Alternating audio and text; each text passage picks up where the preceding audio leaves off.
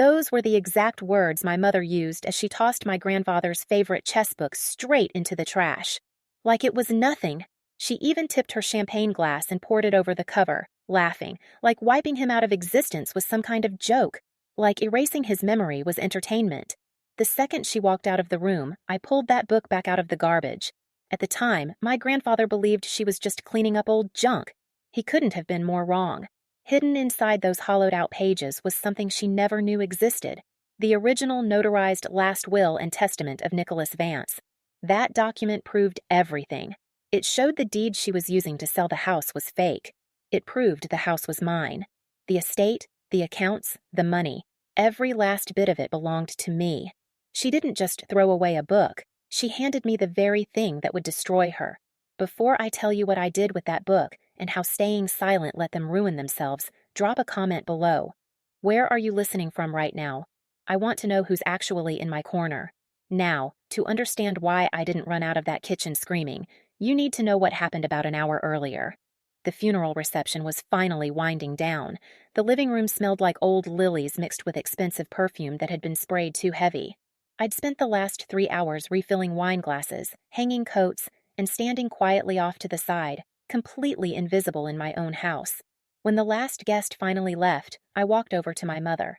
She was seated at the head of the big mahogany dining table, going over a property appraisal with a man I didn't recognize. He had the look of a real estate developer, the kind who sees land as numbers instead of memories. "Mom," I said, keeping my voice low, "I was wondering if I could have Grandpa's chess book, the one on the mantel. He taught me how to play using that book." Brenda looked up like she was irritated that the furniture had started talking. Her eyes flicked toward the leather-bound book on the shelf. "That dusty thing?" she said. "It smells like smoke." She grabbed it, and for a brief second, I honestly thought she was going to hand it to me. Instead, she tossed it onto a hard wooden chair beside her. Then, she shifted her weight and sat right down on it. "Actually, leave it," she said, smoothing her skirt. "I need a little height. This table's too tall for negotiating." She used my grandfather's memory like a cheap booster seat. My brother William, leaning against the sideboard, laughed sharply. "Good use for it," he said. He tipped his champagne flute, and the sticky gold liquid spilled down over the chair, soaking into the spine of the book. "Oops," he said. My hand slipped. Neither of them even looked at me. They just kept talking with the developer about tearing up the garden to install a swimming pool. I stood there, my fingers curled tight into my palms, finally understanding something painful and clear. To them, I wasn't family. I was just another piece of furniture in the room. When they moved out to the patio to smoke cigars, I grabbed the book and rushed into the kitchen. I wiped it down as best I could. That's when I felt it. Something inside the cover that shouldn't have been there. That's when I found the will. And that's when my anger finally sharpened into something useful. I knew exactly what would happen if I walked outside and waved that document in their faces. Brenda would rip it out of my hands. She'd tear it up, burn it, or call it a fake. It would turn into a civil case, my word against hers, dragged through probate court for years. And she had more than enough money to bleed me dry with legal fees. Civil court wasn't enough. I didn't just want the house. I wanted justice. I looked down at the soaked, ruined cover of that chess book and realized something important. My silence was more dangerous than my voice. If I stayed quiet, if I let them believe they owned the house, they would eventually try to turn that belief into cash. And the moment they signed paperwork on a house they didn't legally own, it stopped being a family argument. It became fraud. Federal fraud. I slipped the book into my tote bag, tucked under a spare sweater. I wiped down the counter, took a breath, and walked back out to the patio. I collected their empty champagne glasses and smiled like nothing had changed. Greed is the trap. My silence was the bait. 2 weeks later, the trap started to close. I was in the sunroom polishing windows, invisible like always. Brenda paced back and forth, her heels snapping sharply against the hardwood floor. The sale of the house had stalled. The title search was taking too long. The records were old, dating back to the 1940s, and the developer was getting nervous. But Brenda didn't have time to wait. She had debts I wasn't supposed to know about. Gambling losses from Atlantic City. A lifestyle that cost $10,000 a month just to keep the illusion alive. "I need the money now, William," she snapped, throwing a letter onto the desk. "The creditors are calling." William barely looked up from his phone. "Then get a bridge loan. Hard money. I know a guy." He shrugged. He won't ask too many questions about the title as long as you've got a deed and a notary. High interest, sure, but who cares? We pay it off when the house sells. I scrubbed a smudge on the glass, my heart pounding. A hard money loan, fast, careless. Exactly what I was waiting for. Predatory, ruthless, aggressive. It was exactly the kind of deal a desperate, greedy person would jump into without thinking twice. How much? Brenda asked. 500,000, William replied. Cash wire. Immediate disbursement upon signing, Henderson added smoothly. Brenda stopped pacing. I watched the worry drain from her face as greed slid into its place, softening every tight line around her mouth. Do it, she said. Set it up for Friday. That's when it really hit me. They were about to use the house, my house, as collateral for a $500,000 loan. They were going to sign legal documents claiming they were the sole owners of the property. They assumed I was too stupid to understand what collateral meant. They assumed I was just Hannah, the girl who cleaned the windows. I finished the last pane of glass, picked up my bucket, and quietly left the room. In the laundry room, I shut the door and dialed a number I'd memorized 2 weeks earlier. Mr. Vance, I whispered when the lawyer answered. It's happening. They're taking out a mortgage on the property. They're signing on Friday. There was a pause.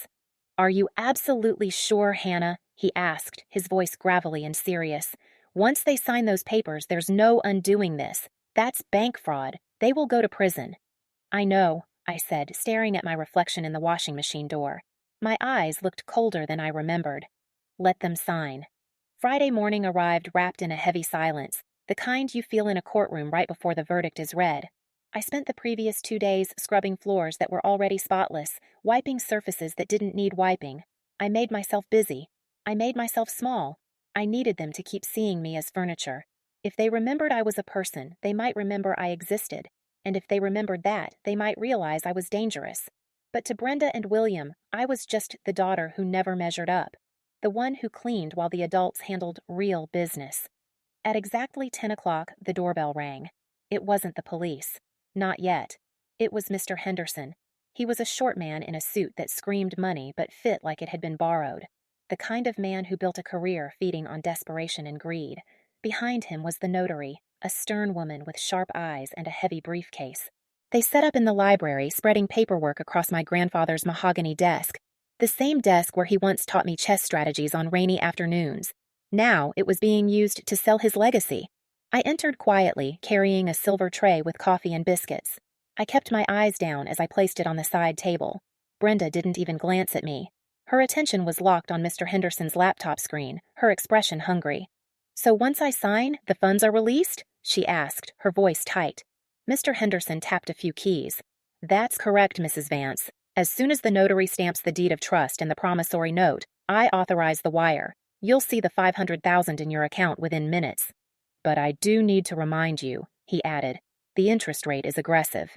If you miss a payment, we won't miss, William cut in, leaning over Brenda's shoulder. He smelled like expensive cologne and pure arrogance. The house is being sold to a developer next month. This is just a bridge loan. We have plenty of equity. He was lying.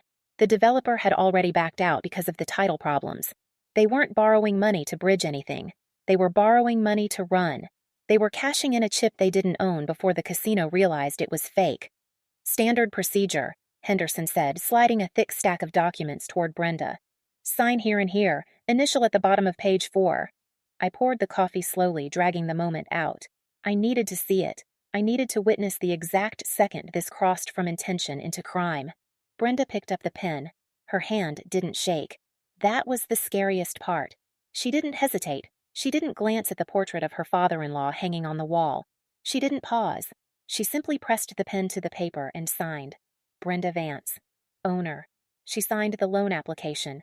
She signed the deed of trust. She signed the affidavit of ownership. Each stroke of ink dug the hole deeper. This wasn't lying to family anymore. This was lying to a federally insured institution. This was wire fraud.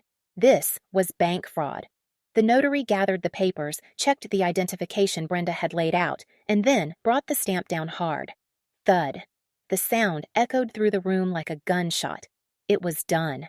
The lie was now official. Congratulations, Mr. Henderson said as he typed the final command on his laptop. Initiating the wire now. I picked up the empty cream pitcher and left the room. My heart was slamming against my ribs, but my face stayed calm. Stone, still. In the hallway, I reached into my apron pocket and touched my phone. It was time. A single cheerful chime broke the silence. It came from Mr. The chime came from Mr. Henderson's laptop. He turned the screen toward the table, a greasy, satisfied grin spreading across his face as if he'd just won something himself. "Transfer complete," he announced. $500,000, successfully wired to the account of Brenda Vance.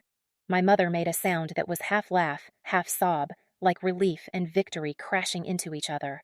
She grabbed William's arm with both hands, her fingers digging in, her eyes shining with something wild and unhinged. "We did it," she said breathlessly. "We're rich." William didn't even bother celebrating. He was already pulling out his phone, probably texting a bookie or scrolling through luxury car listings. "I told you," he said, puffing his chest out. "Easy money."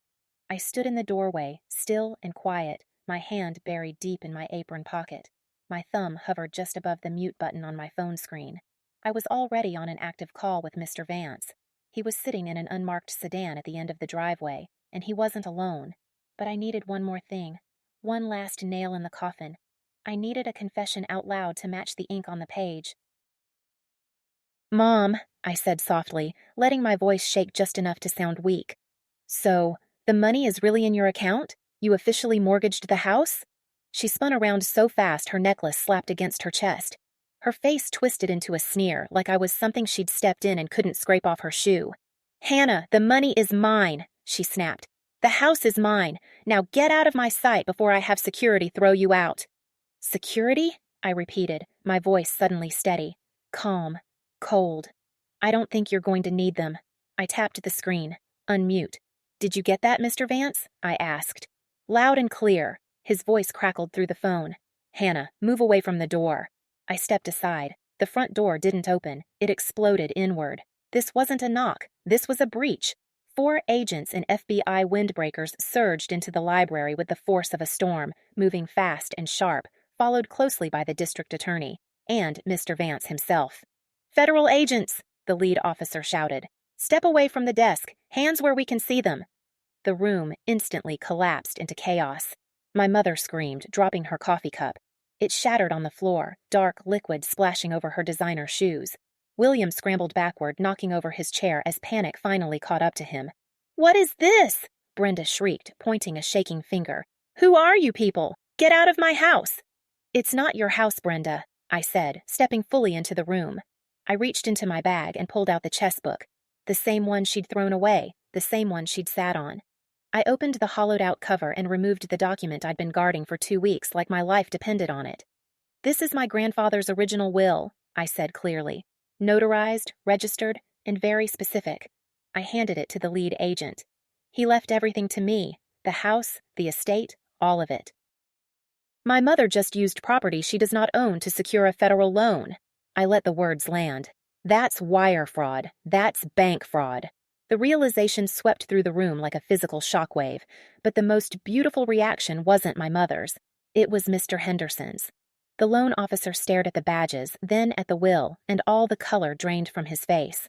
His mouth opened, but nothing came out at first. He finally understood.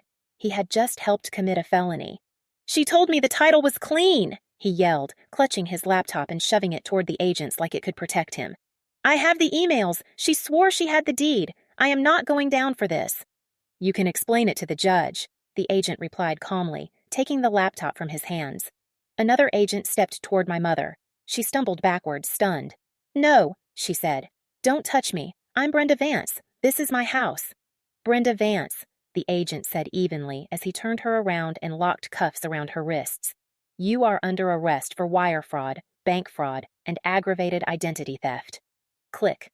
That sound was better than the money, better than the house. It was the sound of consequences finally arriving. My mother stared at me like she was seeing a stranger. Her mouth hung open, her eyes wide with disbelief, then twisted into rage. "You little witch," she spat. "The truth is patient, Mom," I said, my voice steady and flat. "And it just ran out of time." As they led her toward the door, I finally exhaled. My lungs burned like I'd been holding my breath for months. It was over. The house was saved. The monster was in chains. Then I remembered something. Monsters rarely work alone. "Officer, wait." William's voice was smooth, calm, almost bored. He stood up, brushed invisible lint from his blazer, and opened his briefcase like he'd been waiting for his moment. "You're arresting the wrong person," he said. "Back off, sir," the lead agent warned. "I'm afraid I can't." William produced a document stamped with a heavy official seal and handed it over with a smug little smile. "You're not a guardian, William," I said quietly as they led him out beside our mother. "You're just another pawn." 6 months later, the mildew was gone. So was the stale champagne smell. In its place were fresh paint, sea salt drifting in from the coast, and something sharper. Justice. The hard money loan died the moment the federal indictment landed. Banks don't enforce contracts tied to felonies, especially when the collateral was stolen property. The title is clean now. The house is mine, legally, morally, completely. I didn't sell Cliffside. That would have been easy, profitable. But Grandpa didn't leave me this place so I could cash out. He left it to make a point. I'm renovating the East Wing. By next spring, it won't just be an estate. It will be the Nicholas Vance Sanctuary, a transitional home for women escaping financial abuse. I'm taking the prison my mother built and turning it into a fortress for people like me. I stand on the balcony now, wind in my hair, sipping Earl Grey from Brenda's prized bone china cup, the one she kept locked away, the one she screamed about when I was 12. It tastes better now. Inside, the library has been restored. The stain is gone. Grandpa's chessboard sits mid-game. Except I made one change. 2 black pawns are missing. My phone buzzes. A collect call attempt from county jail. Brenda calls every week. Sometimes William tries too. They want commissary money. They want explanations. They want someone else to blame. I don't argue. I don't yell. I open my contacts, tap Mother, and hit block. Then I do the same for Brother. I didn't just inherit a house, Grandpa. I inherited my dignity. I inherited the right to say no. They thought I was weak because I stayed quiet. They thought I was stupid because I poured coffee while they plotted. They forgot what you taught me. In chess, the quiet pieces are often the ones setting the trap. You don't have to flip the board to win. You just have to let your opponent make the wrong move. I take one more sip of tea, look out at the gray horizon, then back at the board. Checkmate, Grandpa. If you've ever had to outsmart a bully who lived under your own roof, share this story. Let them know we're watching, and we're patient. My sister Hannah lacks the legal capacity to accuse anyone of anything, he said. As of 9 o'clock this morning, she is a ward of the state. The agent scanned the page, his brow furrowing. "What is this?" he asked. "An ex parte emergency guardianship order," William announced. "Severe paranoid delusions, fabricated memories, a documented history of planting evidence." He turned toward me, fake concern painted across his face. "It's okay, Hannah," he said gently. "You're having an episode. We're going to get you help." The room went ice cold. The agent looked from the paper to me, to the cuffs on my mother's wrists, and hesitated, because a judge's signature carries weight, and William was betting everything on that hesitation. If I was legally incompetent, then my testimony didn't matter. The will could be challenged, the arrest could be called premature, everything I'd built could collapse in seconds. "Sir," the agent said carefully to Mr. Vance, lowering his voice, "this order is signed by Judge Miller. It grants immediate temporary custody of Hannah Vance and her estate to William Vance. We have to pause this." Brenda stopped struggling. She straightened slowly, smoothing her blouse as a cruel, satisfied smile crept back onto her face. "I told you," she hissed, locking eyes with me. "You're sick. You've always been sick." For 10 terrifying seconds, nothing moved except the grandfather clock. Tick, tick, tick. The walls felt like they were closing in. This was their real plan. Not just stealing the house, but removing me from the board entirely. Lock me away. Drug me into silence. Sell the house while I couldn't fight back. I looked at Mr. Vance. He didn't look worried. He looked bored. "Officer," Mr. Vance said calmly, stepping between William and the agent. "Before you enforce that order, I suggest you read the addendum to Nicholas Vance's will. Clause 14, subsection B." He adjusted his glasses. "We call it the competency clause." William let out a sharp laugh. "A will doesn't override a court order, old man." "It does," Mr. Vance snapped, pulling out a second document. "When the order was obtained through perjury." The room froze. Nicholas anticipated this, Mr. Vance continued. Any beneficiary who challenges another beneficiary's mental capacity must submit to a sworn polygraph, and the accuser must prove incapacity with a current, legitimate evaluation. We have an evaluation, William barked, waving a paper. Dr. Schwartz signed an affidavit this morning.